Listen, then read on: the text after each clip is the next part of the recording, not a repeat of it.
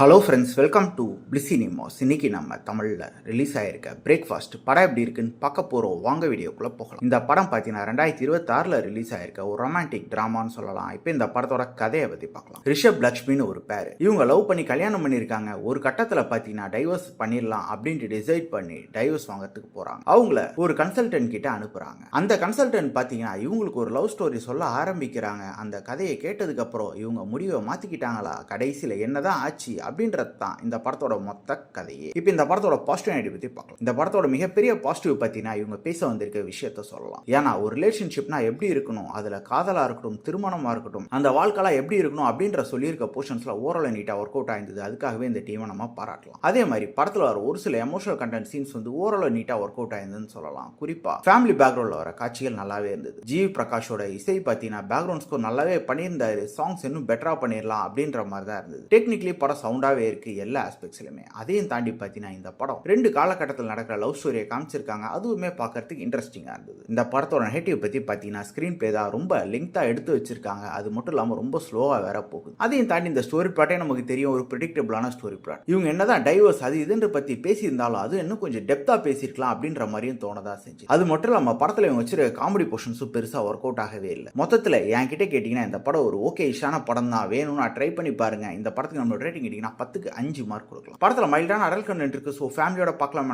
நீங்க டிசைட் பண்ணிக்கோங்க. இன்னொரு வீடியோல சந்திக்கலாம். தேங்க்யூ.